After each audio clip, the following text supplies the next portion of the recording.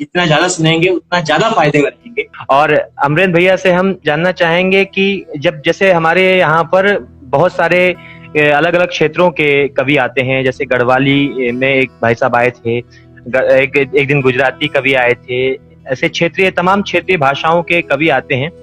तो हमने ये देखा है कि क्षेत्रीय भाषा का जो साहित्य है वो दिन प्रतिदिन कहीं ना कहीं विलुप्त होता जा रहा है, और ये बहुत ही चिंता का विषय है। और हम हमारे अंदर ये कमी है कि देखिए, हम ये नहीं कह सकते, हम किसी को कोस नहीं सकते, जबकि कमी हमारे अंदर ही है कि हम उतना ज्यादा हिंदी के पीछे भाग लेते हैं कि हमारी हिंदी हमको अंग्रेजी सरीखी लगने लगती है। फिर हिंदी का जब दामन पकड़ते हैं तब अंग्रेजी तक की तरफ भागते हैं। तो अंग्रेजी तक पहुंचने का वो जो जर्नी होती है, ये काफी एक तरह से स्टेटस वाला सवाल हो जाता है कि अंग्रेजी एक भाषा ना होकर के एक स्टेटस हो जाता है। ऐसे दौर में जब आप अवधि के लिए डट कर खड़े हैं और आपने अपने प्रयासों से जो है बहुत कुछ बदलाव की राह खड़ी कर दी, एक बहुत बड़ा प्लेटफॉर्म खड़ा कर दिया। आपका एक पेज है अवधि के अरगान, अवधि भाषा, वहां पर हजारों लोग, लाखों दर्शक हैं आपके। तो ये कैसे देख पाते हैं कि ये कैसे संभव हुआ? और दूसरी चीज, जो क्षेत्रीय भाषा के अलग अलग कवि यहाँ पे मौजूद हैं, उनको क्या आप सलाह देना चाहेंगे? देखिए, जो पहली बात है तो वो मानसिकता की है। अगर हमारी मानसिकता सही नहीं है और हम एक भाषा को दूसरी भाषा से कमतर समझने की मानसिकता हमारे अंदर है, तो वही समस्या मूलक है। उसी मानसिकता में ही दिक्कत है। जैसे अगर हमारे अंदर ये समझदारी है कि हमारी क्षेत्रीय भाषा से ज्यादा महत्वपूर्ण हिंदी है, तो हमारी ये समझदारी भी कल बनेगी कि हिंदी से ज्यादा महत्वपूर्ण अंग्रेजी है। तो कुल मिलाकर हमारी जो मानसिकता भाषाओं को लेकर बनती है कि एक भाषाई नागरिकता पहले दर्जे की, दूसरी दूसरे दर्जे की और तीसरी तीसरे दर्जे की, तो ये मानसिकता ही सबसे ज्यादा समस्या वाली है। इस मानसिकता का कारण जो रहा है वो अंग्रेजों के आने के बाद जो हमारे सामने जो नेशन स्टेट का जो पूरा कॉन्सेप्ट आया, राष्ट्र राज्य, कि हमारी एक भाषा होगी, एक हमारा पशु होगा, एक हमारा फल होगा, तो उसी सबसे हमने ये तय कर लिया कि नहीं, एक भाषा होगी, एक संस्कृति होगी, एक पहनावा होगा, एक ही हमारा होगा।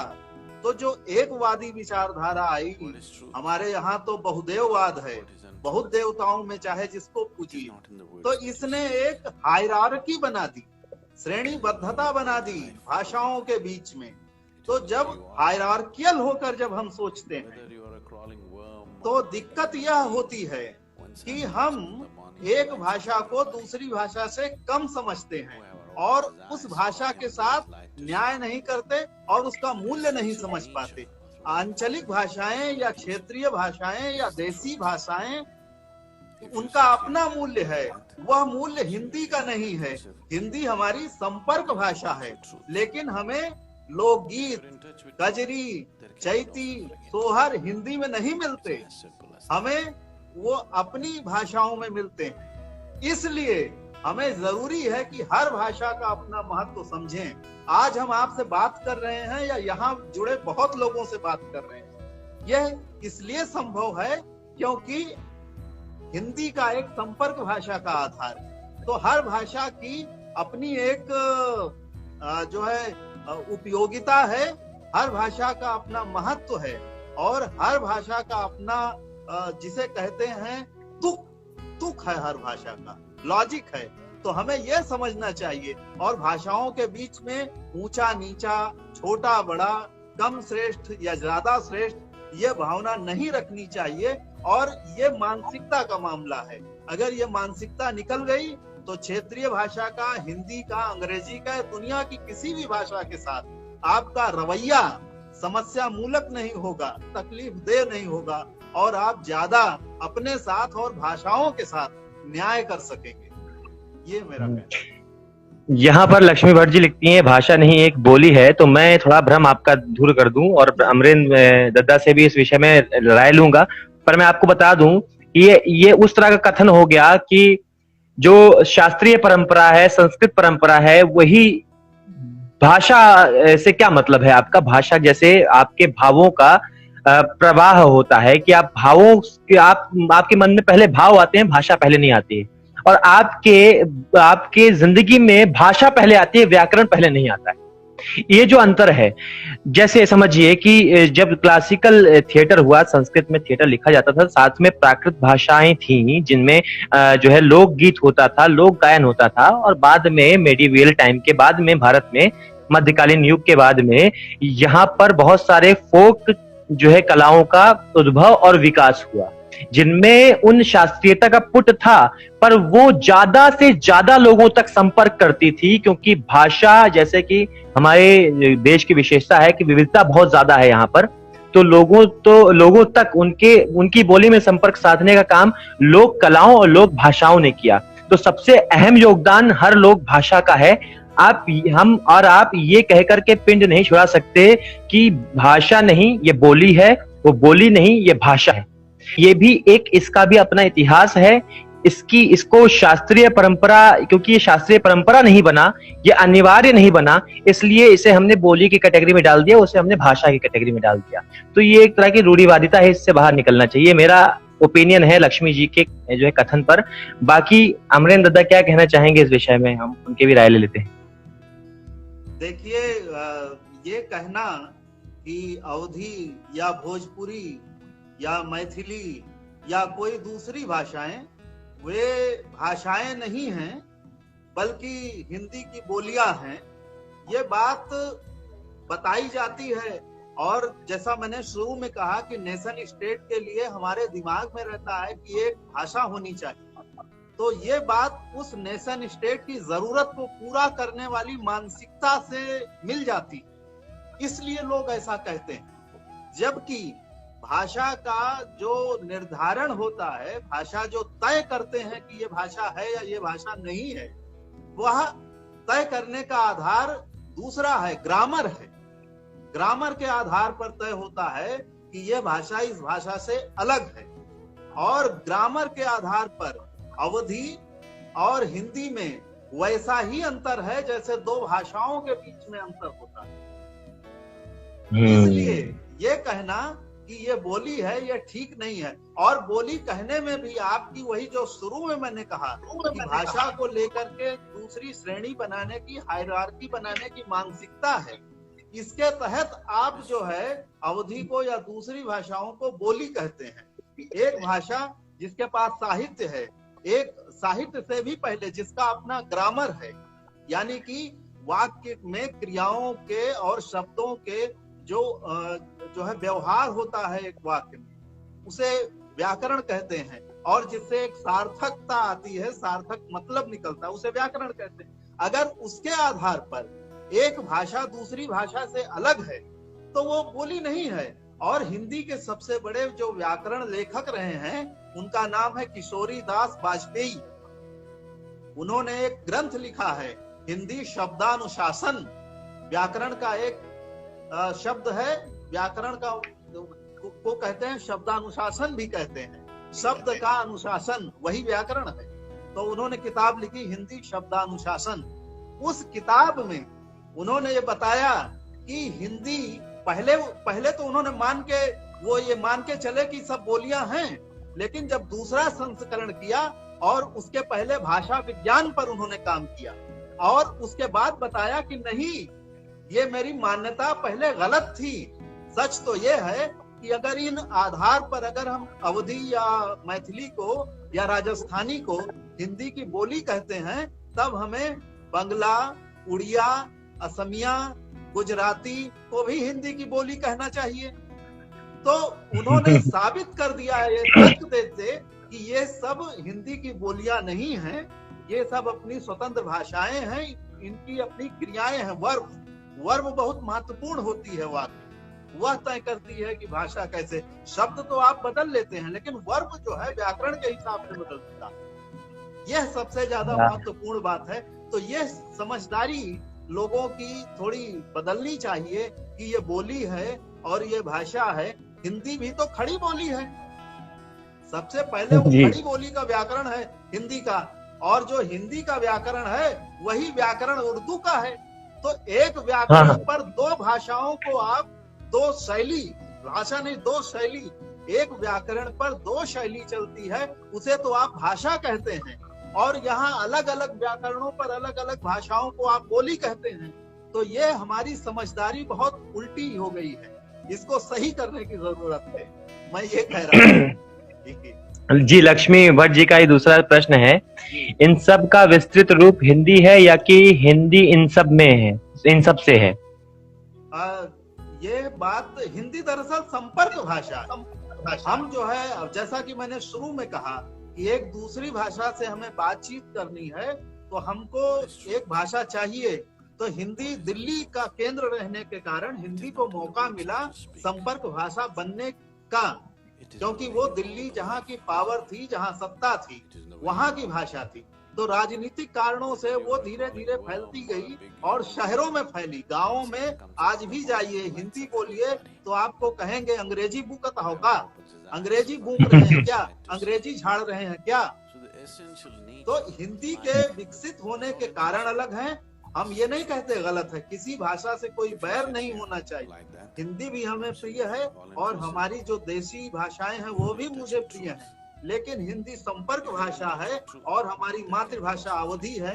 किसी की भोजपुरी हो सकती है, किसी की दूसरी हो सकती है। तो ये है एक कमेंट जो मुझे दिख रहा है कि राजस्थानी में भी बहुत बोलियां हैं, मेवाड़ी, मारवाड़ी आदि आदि आदि।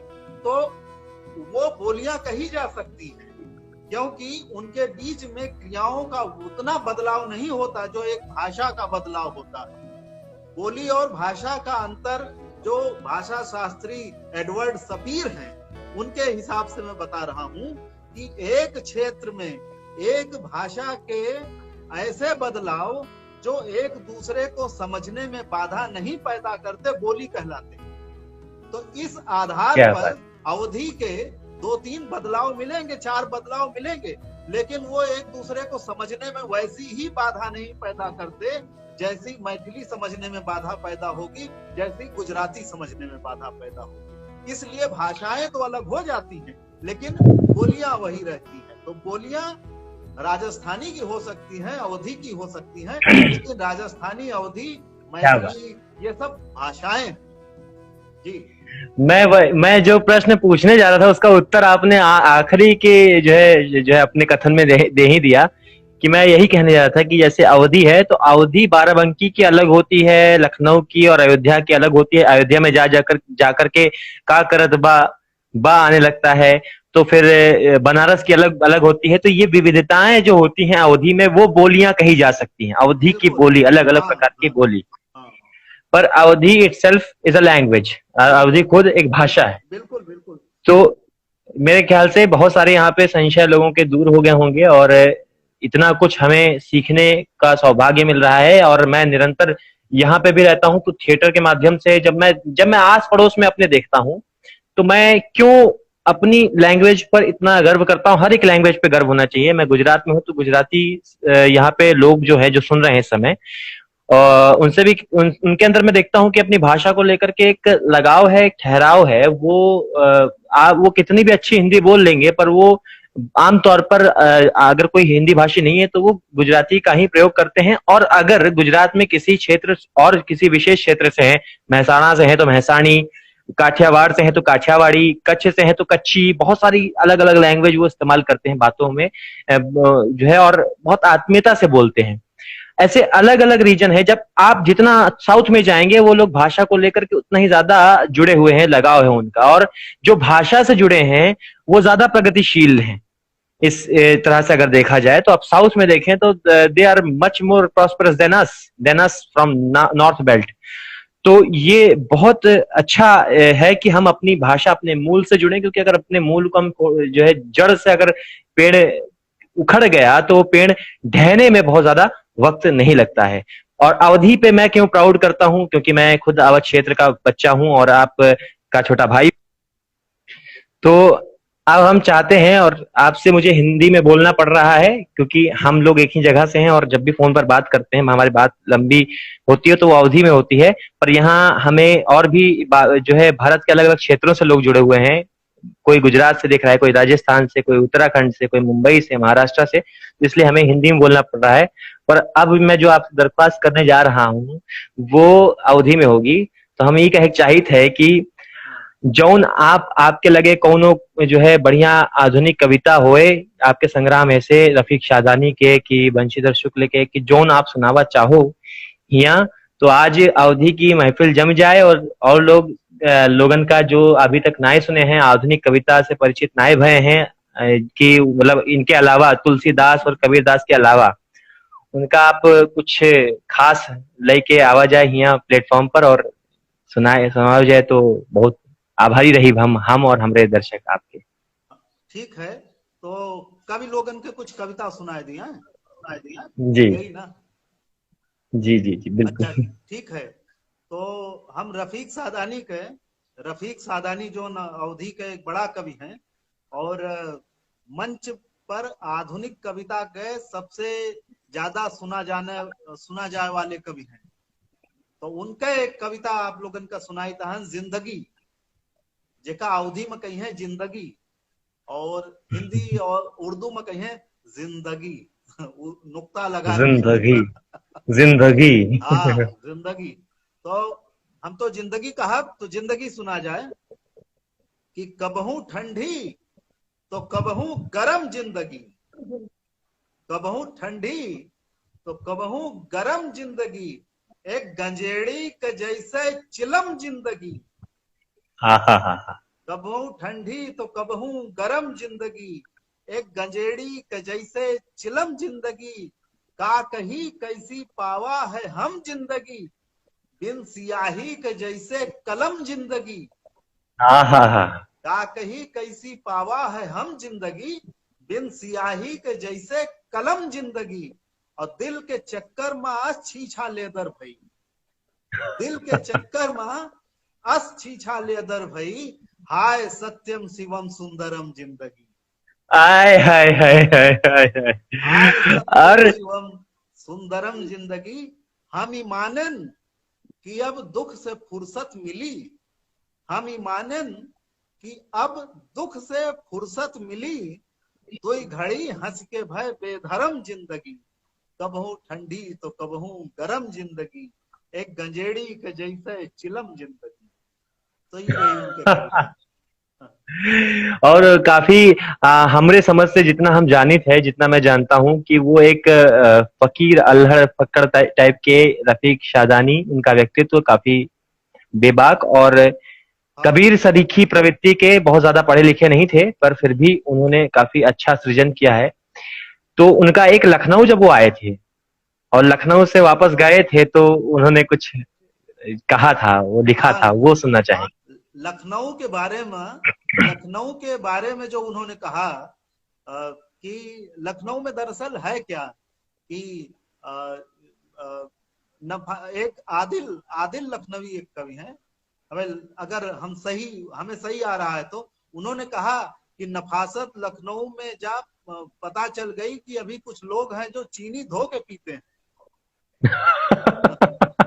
तो इसी बात को जो नफासत का और तहजीब का जो अपना एक अलग आइलैंड बनाने की आदत है लखनऊ की, उस पर कमेंट करते हुए रफीक शादानी ने कहा कि रंग और रूप और है, गुलफाम कहित है, रंग और रूप और है, गुलफाम कहित है, कहे का चाही इमली लेकिन आम कहित है, और लखनऊ में 4 रोज का रहन रफीक, लखनऊ में 4 रोज का रहन रफीक, मूंगफली खाई था बादाम कहित है। अरे भगवान, तो ये काफी सही बात है। और रमई काका का एक वो है, बड़ा धोखा होएगा। हाँ धोखा होएगा वो कविता। हाँ अगर बिल्कुल, अगर सौभाग्य मिले सुनने का तो। नहीं मुझे याद होगी, मैं सुनाता हूँ, अगर जितना भी याद आ रहा है मैं सुना दूंगा। जी जी। तो एक गांव का आदमी, एक किसान गया लखनऊ में, तो लखनऊ दरअसल वहां एक मेटाफर है कि किस तरीके से बाजार आ रहा है और बाजार आदमी की चेतना को कितना अदल बदल कर देता है, इस बात का मेटाफर है लखनऊ। तो वहां किसान जाके कैसा धोखा खाता है उस पर है कि हम गैन याक दिन लखनऊ है, कक्कू संजोग वही सुपरिगा, पहले पहल हम शहर देख, सो कहूं कहूं धोखा होएगा। जब गयन नुमाइश देखे हम, जहाँ कक्कू भारी रहे भीड़, 2 तोला 4 रुपया के हम दसहा सोने के जंजीर, लगी भई घरैतिन गलगल बहु, मूल 4 दिनन में रंग बदला, वही कहन की पीतर ले आयो, हम कहा फिर धोखा होएगा। अरे बाप रे। और और एक है माछन का कीन्हे सफा चट, मुंह पाउडर और सरकेश बड़े, तहमत तहमत पहिरे कंबल ओढ़े, बाबूजी आके रहे खड़े, हम कहा मेम साहब सलाम, वही कहीं नबे चुप डैम फूल, मैं मेम नहीं हूँ साहब हूँ, हम कहा फिर धोखा होएगा। तो इसी तरीके के धोखे हैं। और अच्छे लोगों की सोहबत मिलती है तो अच्छा कार्य होता है, जैसे भैया को सोहबत मिली कुंवर नारायण जी की और हमें आपकी मिल रही है, तो ये निरंतर ये कार्य प्रगति पे रहेगा। और ऐसे ही आपको हम बार बार जब आपका फ्री टाइम होगा, जब आपको मौका लगेगा, आप काफी और काम करते हैं, लॉकडाउन में के होने के बावजूद भी आप साहित्य को सेवा दे रहे हैं, तो इसके अलावा जब आपको समय मिलेगा तो हम आपको आमंत्रित करते रहेंगे और अपने तमाम जो युवा साहित्यकार हैं या काव्य पाठ का जज्बा रखते हैं, नवोदित कलाकार हैं, उन सबको आपका आशीर्वाद मिलेगा, ऐसी अपेक्षा रखते हैं हम। और अंत में कुछ संदेश जो आप हमारे दर्शकों को देना चाहें और जो आप उनसे कहना चाहें, कुछ साझा करना चाहें, वो बस यही है कि जैसा कि लॉकडाउन इस समय चल रहा है तो अपना ख्याल रखें, और लॉकडाउन ने बता दिया कि तमाम प्रगति, वैज्ञानिक प्रगति, हम चांद पर चले गए और कहां कहां चले गए, लेकिन हम आज घरों में बैठे हुए। तो ये एक संदेश है, और हमारा घरों में बैठे हुए हमारा सहारा क्या बन रहा है, हमारा ह्यूमैनिटीज, यही कविता, कहानी, साहित्य, संगीत। तो क्योंकि ये अनंत काल से मनुष्यों के साथ है, बहुत जब से सृष्टि शुरू हुई, तो इस अनंत ऊर्जा को हम अपने साथ इससे जुड़े रहें, इससे अपना सबका राबता बनाए रखें और अपने को ऊर्जावान बनाते रहें और मनुष्य बनाते रहें, सबसे बड़ी चीज है। तो बस यही था हमारी तरफ से जो बात कहनी थी। धन्यवाद आप सबका। तो आप लोग जुड़े रहे, ये बहुत खुशी रही, और हमारा आप सभी को बहुत बहुत नमस्कार।